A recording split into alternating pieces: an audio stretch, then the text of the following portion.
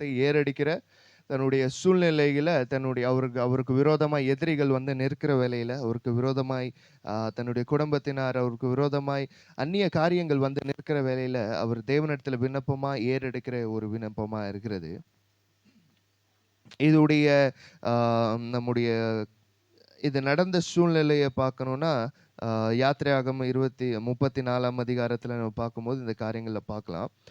அந்த நேரத்தில் தாவீதுக்கு விரோதமாக மக்கள் வந்து தாவீதுக்கு விரோதமாக தன்னுடைய சொந்த மக்கள் தன்னுடைய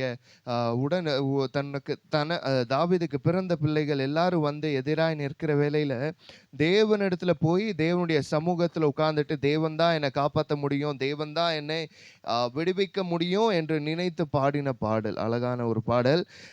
இந்த இந்த பாடல்ல இந்த பகுதியில் ஒரு வசனத்தை கூட வாசிக்கலாம். முதலாவது வசனமோ 2வது வசனமோ யாரோ தமிழ்ல ஒருத்தவங்க வாசிங்க. ம் ம் ம் ம் ம் இங்க அவர் என்ன சொல்றாரு, நான் சிறுமையும் எளிமையுமான இங்கிலீஷ்ல I am poor and needy. Poor and நீடினா நான் ஏழை, 2வது தேவை இல்லவன். அவர் யாரு? ஆனா அந்த இடத்துல ராஜா. யாரு? ராஜா. அந்த இஸ்ரவேல் தேசத்துக்கே ஒரு ராஜா இவர் தான். இவர் ராஜாவா இருக்கிற வேளையில இவர் தன்னைத்தானே என்ன சொல்றாருன்னா, நான் ஏழையும் தேவையுள்ளவனுமா இருக்கிறேன்னு. ஏன் அப்படி சொல்றாருன்னா, தேவனுக்கு முன்பாய் தன்னைத்தானே தாழ்த்துகிறார். ஆண்டவரே, என்கிட்ட எல்லாம் இருக்கு, எனக்கிட்ட உள்ள ஆஸ்திகள் நிறைய இருக்கு, என்கிட்ட உள்ள காரியங்கள் நிறைய இருக்கு, நான் சொன்னா எனக்கு செய்ய ஆளுங்க இருக்காங்க, ஆனாலும் உமக்கு முன்பாக நான் வெறுமையா இருக்கேன், எனக்கு இதெல்லாம் நீங்க தான் தந்தீங்க, இதெல்லாம் உம்மால தான் எனக்கு தர முடியும் என்று வெறுமையாக்குறார். ஏன்னா அந்த ஒரு உணர்வை உடையவரா இருந்தார். ஏன்னா இவர் தாவீது தேவனுடைய இருதயத்தை அறிந்தவராக இருக்கிறார். தேவனுக்கு முன்பாக எப்பயும் நம்ம போய் நிற்கிற வேலையில நம்மளை முழுவதுமாய் வெறுமையாக்கணும், நம்மளை தாழ்த்தணும். என்ன தாழ்த்தணும்னா, என்னுடைய வாழ்க்கையில வருகிறது எல்லாம், என்னுடைய வாழ்க்கையில நன்மை தீமை எந்த காரியமா இருந்தாலும், நன்மைகள் எவ்விதமா இருந்தாலும், நான் எவ்வளவு பணக்காரனா இருந்தாலும், எனக்கு எவ்வளவு உறவினர்கள் இருந்தாலும், எவ்வளவு எனக்கு வந்து வாழ்க்கையில நிறைய காரியங்கள் இருந்தாலும், அதெல்லாம் வர்றதுக்கு ஒரே துவக்கம் என்னன்னா, என் தேவனாகிய கர்த்தர். அந்த கர்த்தருக்கு முன்னாடி நான் போய் நிற்பேன், அந்த கர்த்தர் என்னுடைய தேவைகளை நிறைவேற்றுவார் என்ற ஒரு தாழ்மையோடு தேவனுடைய சமூகத்துல நம்ம போய் நிற்கிற வேளையில அந்த தாழ்மையை தேவன் பார்க்கிறவரா இருக்கிறார். ஒரு கிறிஸ்தவனுக்கு முதலாவது அவனுடைய வாழ்க்கையில இருக்க வேண்டியது என்னன்னா, தாழ்மை இருக்கணும். ஏன்னா தாழ்மை இருந்தாதான் அதுக்கு மேலான படிகள் தேவன் மேல் என்ன பண்ணுவாரு, கொண்டு போய் நிறுத்துவார். எந்த மனுஷன் கிறிஸ்துக்குள்ளே தன்னைத்தானே எவ்வளவு தாழ்த்துகிறானோ அவ்வளவு உயர்த்தப்படுவான். அது இங்க தாவீது ரொம்ப அழகாக அறிஞ்சிருக்கிறாரு. அவர் வேணா சொல்லியிருக்கலாம், ஆண்டவரே இந்த மாதிரி சூழ்நிலை இருக்கு, இதுல இருந்து என்ன காப்பாத்துங்கன்னு ஒரு வார்த்தையில முடிச்சிருக்கலாம். ஆனா என்ன சொல்றாரு தாவீது கர்த்தருக்கு முன்னாடி, ஆண்டவரே நான் தேவையும் நான் வந்து நான் ஏழையும் தேவையுள்ளவனுமா இருக்கிறேன் என்று சொல்றார். ஏன்னா அவர் புரிகிறார், நான் இந்த காரியங்களை நிறைவேற்றுறது கர்த்தரால தான் முடியும், எனக்குள்ள உள்ள காரியங்களால முடியாது. அப்படி நான் அவர்கிட்ட தாழ்த்துகிற வேளையில அவர் என்னுடைய ஆத்மாவை தேற்றுவார் என்ற ஒரு நம்பிக்கை அவருக்குள்ள இருந்துச்சு. அந்த நம்பிக்கை இன்றைக்கு நமக்குள்ள இருக்கிற வேளையில நம்மளே தாழ்த்துகிற வேளையில தேவன் இன்னும் நம்மளை மேலே உயர்த்துகிறவரா இருக்கிறார். இன்னொரு வசனத்தை கூட வாசிக்கலாம். 7வது அதிகாரம் 7வது வசனம் 8வது வசனம். ம் ம் ம் ம் இந்த இடத்துல நான் திருப்பி வாசிங்க 7வது வசனத்துல. நான் துயரப்படுகிற நாளிலே உம்மை நோக்கி கூப்பிடுவேன். அல்லேலூயா. இந்த நாள்ல நம்முடைய வாழ்க்கையும் அநேக நேரத்தில் அப்படிதான் இருக்கு. எப்ப தேவனை நோக்கி கூப்பிடுறோம்னா, துயரப்படுற நேரத்துல, கஷ்டப்படுற நேரத்துல மட்டும்தான் தேவனை அதிகமா தேடுகிறவர்களா இருக்கிறோம். ஆனா நம்மளுடைய வாழ்க்கை எப்படி இருக்கணும்னா, நம்ம சந்தோஷமா இருக்கிற வேலையில, நம்ம செழிப்பா இருக்கிற வேலையில, நம்ம ரொம்ப உற்சாகமா இருக்கிற நேரத்துல கூட தேவனை நோக்கி கூப்பிடுகிறவர்களா இருக்கணும். இங்க தாவீது இந்த வார்த்தையை சொல்லுகிறார், நான் வந்து என்னுடைய துயரப்படுகிற நேரத்துல உன்னை நோக்கி கூப்பிடுறேன்னு. ஆனா இவர் வந்து தேவனை நோக்கி அந்த நேரத்துல, அந்த துயரப்படுற நேரத்துல மட்டும் கூப்பிடல. அவர் என்ன சொல்றாருன்னா, ஒரு இடத்துல அழகா ஒரு வார்த்தை இருக்குது. ஆ சூத்திரம். 3வது வசனம். ம். ம். எப்போ? எப்போ? ஒரே ஒரு நேரம். மாசத்துல ஒரு வாட்டி, நாள்ல ஒரு வாட்டி, இல்ல வாரத்துல ஒரு வாட்டி, இல்ல எனக்கு கஷ்டம் வரும்போது மட்டும், அப்போ மட்டும் நான் கூப்பிடுறேன்னு எழுதியிருக்காரா? என்னன்னு எழுதியிருக்காரு? என்னன்னு பாடியிருக்காரு? நாள்தோறும் உம்மை கூப்பிடுறேன்னு. நாள்தோறும் கூப்பிடுறேன்னா, full day from morning to end. காலை துவக்கிய முதல் இரவு வரைக்கும் நான் உம்மை கூப்பிடுறேன். யாரு சொல்றாரு? நம்மள மாரி சாதாரண மக்கள் இல்ல. தேசத்தை ஆளுகிற ராஜா சொல்லுகிற வார்த்தை, நாள்தோறும் உம்மை கூப்பிடுறேன். அதுக்கு சாத்தியமா? ஒரு ராஜாவா இருக்கிற நபரு முழு நேரமும் தேவனை நோக்கி பார்த்துட்டு இருக்க முடியுமா? அவருக்கு தேவன் அந்த ராஜ்யத்தை ஆளுகிற காரியங்கள் இருக்காதா? கொஞ்சம் யோசிச்சு பாருங்க வாழ்க்கையில. அந்த சூழ்நிலையிலயும் அவர் என்ன சொல்றாருன்னா, நான் ஒவ்வொரு நேரமும் நான் நாள்தோறும் உம்மை தேடுறேன்னா, அவருடைய எண்ணமெல்லாம் எங்க இருக்கு? நான் போய் கர்த்தருடைய பாதத்துல உட்கார்ந்தா தான், கர்த்தருடைய பாதத்துல உட்கார்ந்து ஜெபிச்சா தான் நான் தேவனை துதிக்கிறேன்னு இல்ல. அதுக்கு தனிப்பட்ட நேரங்கள் உண்டு. தேவனுடைய பாதத்துல போய் உட்கார்ற நேரங்கள் உண்டு. அ நாட்கள்ல ஒரு 3 1/2 மணி நேரம் தேவனுடைய பாதத்துல உட்கார வேண்டியது கண்டிப்பான காரியங்கள். அப்படி இருந்தாலும், மிச்சம் இருக்கிற நேரத்துல நான் நடக்கிற வேலையில, நான் சாப்பிடுற வேலையில, நான் உறங்குற வேலையில, நான் என்ன பண்ணாலும் நான் தேவனையே நினைத்து கொண்டு இருக்கணும். அப்படி நினைக்கிற நபர்களை தான் தேவன் இன்னும் அதிகமாய் நேசிக்கிறவரா இருக்கிறார். அல்லேலூயா. உங்களுடைய வாழ்க்கையில ஆசீர்வாதம் பெருகணும்னா, உங்களுடைய வாழ்க்கையில ஆவிக்குரிய நன்மைகள் பெருகணும்னா, when I say ஆசீர்வாதம், ஆசீர்வாதம் என்று சொல்லுகிற வேளையில, ஆசீர்வாதம் இந்த உலகத்தின் காரியங்களை யோசிக்காதீங்க. அது தேவன் தன்னால தந்துட்டே இருப்பாரு.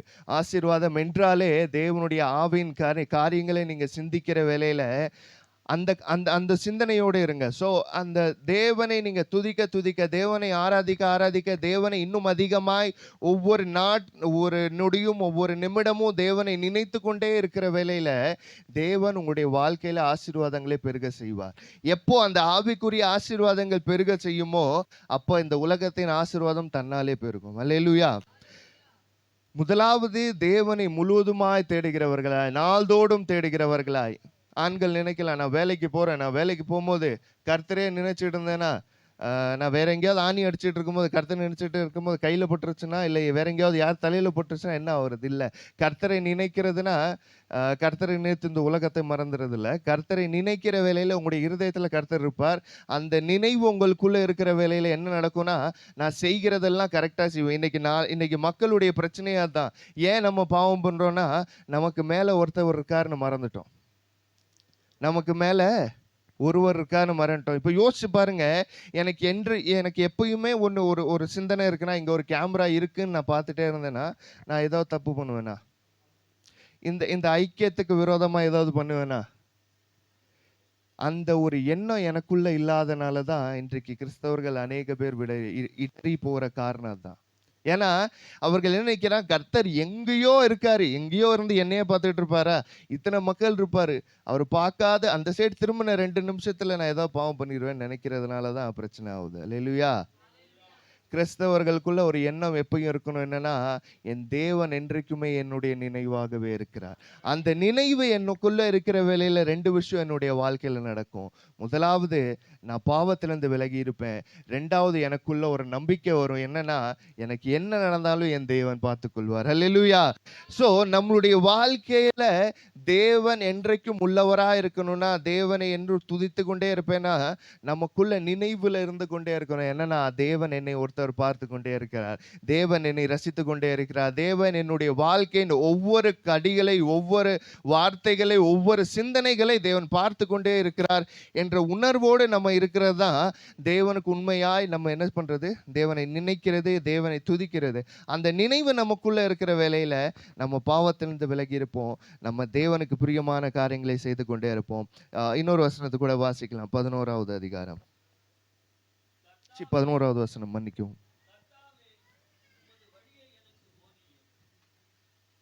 அதுதான் வாசிங்க.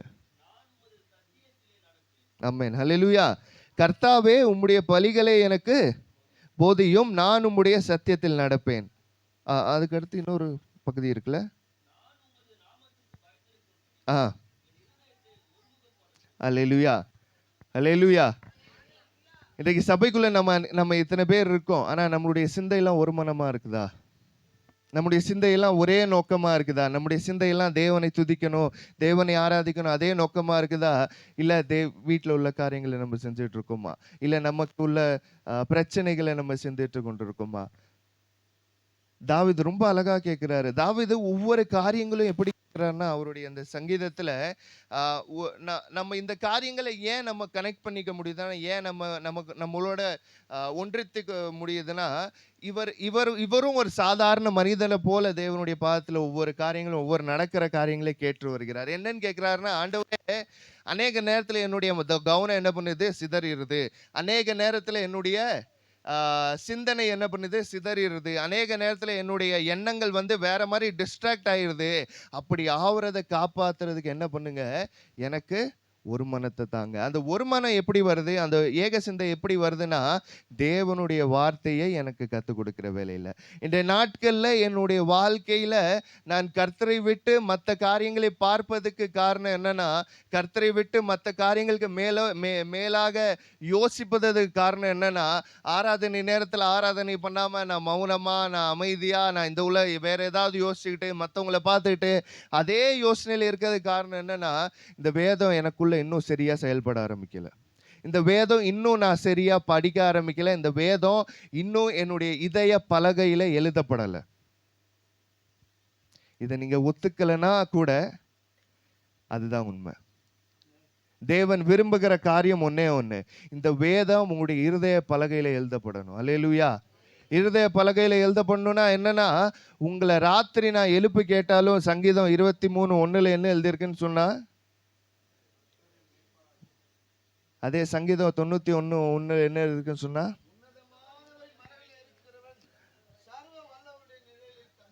ஐயாவுக்கு மட்டும் தான் தெரிஞ்சிருக்கு, மற்ற யாருக்கும் தெரியல. அப்ப சத்தமா சொல்லணும். யார் யாருக்கு தெரியுதோ, இப்ப சில மூஞ்செல்லாம் சொல்லுது, எனக்கும் தெரியுதே, நீங்க ஆனா சத்தமா சொல்லணும்ல கர்த்தருடைய வார்த்தையை. ஓகே, இந்த மாதிரி இந்த வார்த்தை மட்டும் இல்ல, அநேக தேவனுடைய வார்த்தைகள் அநேகல சொல்ல போனா வேதத்தை. இப்ப சயின்ஸ் படிக்கிறீங்க ஸ்டூடெண்ட்ஸ், சயின்ஸில் ஒரே ஒரு சப்ஜெக்டு ஃபிசிக்ஸ் மட்டும் படிச்சுட்டா எனக்கு மற்ற இதெல்லாம் மார்க் கிடைச்சிடணும் ஆயிருமா? இல்லை மேக்ஸில் நான் அடிஷன் மட்டும் படிச்சுக்கிறேன், சப்ட்ராக்ஷன் வேணாம், மல்டிப்ளிகேஷன் வேணாம், டான் டீட்டா காஸ் டீட்டா எதுவும் வேணாம், அந்த ப்ளஸ் மட்டும் படிச்சுக்கிட்டேன்னா எனக்கு மார்க் கிடைக்குமா? வேதத்தை முழுவதுமாய் ருசித்து அதில் உள்ள ஒவ்வொரு அணுவை நான் ஒவ்வொரு அணு வெனைசே ஒவ்வொரு அணு, ஒவ்வொரு ஆட்டம், ஒவ்வொரு வார்த்தை, ஒவ்வொரு வளைவு நெளிவு இருக்கிற ஒவ்வொரு காரியங்களை நான் படிக்கிற வேலையில தான் நான் உண்மையாய் புரிந்து கொள்வேன். அல்லேலூயா. ஏன் நான் சொல்றேன்னா, ஒவ்வொரு வார்த்தை பழைய ஏற்பாடு எபிரேயர் மொழியில் எழுதப்பட்டது. எபிரேயர் மொழியில ஒரே ஒரு சின்னதாக ஒரு கோடு, இந்த மாதிரி ஒரு கோடு இருக்கும். எப்படி இருக்கும்? சின்னதாக 7 போட்டால் எப்படி இருக்கும்? சின்னதாக 7 அப்படி போட்டால் ஒன்று இருக்கும். அதுக்கு அர்த்தம் என்னன்னா யாத். என்னது? தூங்காமல் சொல்லுங்க, யாத். அந்த யாதுக்கு அர்த்தம் என்னன்னா, தேவன் கரத்தை, அந்த யாதுக்கு அர்த்தம்னா கரம். அந்த கர்த்தர் என்னுடைய கரத்தை பிடிக்கிறார். அந்த ஒரு வார்த்தை தான், அந்த சின்னதா ஒரு லெட்டர் தான். அது ஒரு வேர்டு கூட இல்லை, ஒரு சென்டென்ஸ் கூட இல்லை ஒரு பேராகிராஃப் கூட இல்லை, ஒரே ஒரு லெட்டர் தான். எப்படி ஆ இருக்கோ தமிழ்ல, எப்படி கன்னடால ஒரு வார்த்தை ஒரு லெட்டர் சொல்லுங்க. கன்னடாலையும் ஆவா? ஓகே. அந்த ஓ ஒரு ஆ இருக்கோ, அதுக்கு அவ்வளவா தமிழ்லையோ எந்த மொழியிலையோ அந்த அவ்வளோ அர்த்தம் இருக்காது. ஆனால் எபிரேயர் மொழியில் அந்த ஒரு வார்த்தைக்கு, ஒரு லெட்டருக்கு 1000 அர்த்தம் உண்டு. ஏன்னா தேவன் ஒவ்வொரு வார்த்தையும் அழகாய் அந்த இடத்துல என்ன பண்ணியிருக்கிறாரு, அர்த்தமாய் வெளிப்படுத்தியிருக்காரு. அப்படி இருக்கிற வேலையில நம்ம இந்த வேதத்தை இன்னும் எவ்வளோ ஆழமா படிக்கணும், எவ்வளோ உணர்வோடு படிக்கணும், எவ்வளோ வாஞ்சையோடு படிக்கணும். எத்தனை பேர் அப்படி படிக்கிறோம்? படிக்கிறவங்க மட்டும் அல்லேலூயா சொல்லுங்க பார்ப்போம். கர்த்தர் பார்க்குறாருங்க. அல்லேலூயா. வேதத்தை இன்றையிலேருந்து நம்ம ஆர்வமாய் படிக்கிற வேளையில வேதத்துடைய ரகசியங்களை தேவன் நமக்கு வெளிப்படுத்துவார். வெளிப்படுத்தும் போது என்ன ஆகும்னா, தேவன் நம்மளுடைய வாழ்க்கையை சீரமைப்பார். அல்லேலூயா. தேவன் இந்த உலகத்தில் எதுக்கு வந்தாரு? இழந்து போனதை தேடவும், கெட்டு போனதை ரட்சிக்கவுமே இந்த உலகத்துல வந்தாரு. ஸோ நம்மளுடைய வாழ்க்கையில நம்ம கெட்டு போய் இருக்கிற நிலைமையில நம்ம என்ன பண்ணணும்னா, தேவனுடைய பாதத்தை நம்ம தேடுகிற வேலையில தேவனுடைய வார்த்தையை நம்ம என்றைக்கும் நமக்குள்ள இருக்காரு என்ற உணர்வோடு நம்ம இருக்கிற வேலையில நம்முடைய வாழ்க்கையில தேவன் என்ன பண்றாருன்னா, இழந்து போனதை தேடுகிறவராய் நம்முடைய வாழ்க்கையில வந்து நம்ம எந்த காரியங்களை ஓகே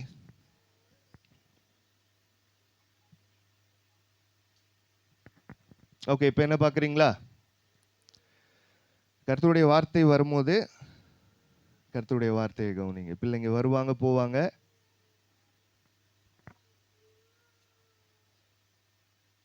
ஹல்லேலூயா.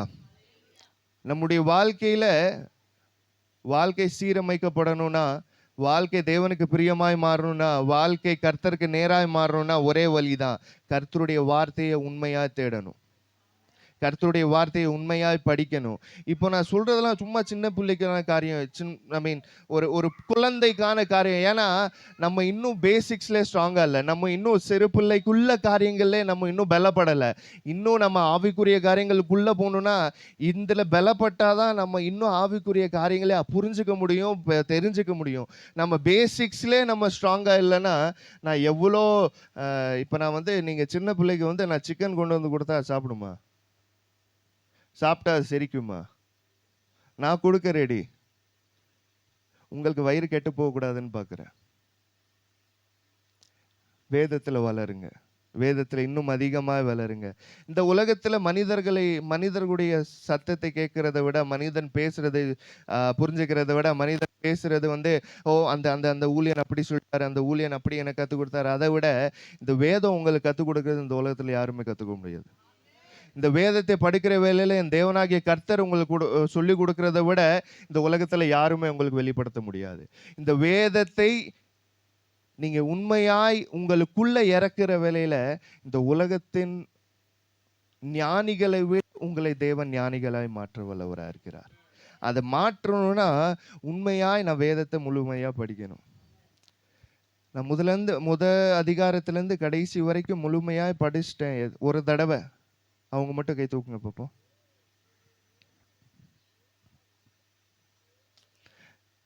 அதனால தான் சொல்றேன், வேதத்தை ஒரு விஷயமாய் படிங்க. வேதத்தை இன்னும் ஆர்வமாய் படிங்க. வேதத்தை இன்னும் உங்களுடைய வாழ்க்கையில முதலிடத்தை கொடுங்க. இந்த உலகத்துல கொடுக்கிற காரியங்களை விட இந்த உலகத்தின் அந்த உலகத்துல எந்தெந்த காரியத்துக்கு முக்கியத்துவம் கொடுக்குறீங்களோ அதுக்கு மேலாக இந்த வேதத்துக்கு முக்கியத்துவம் கொடுங்க.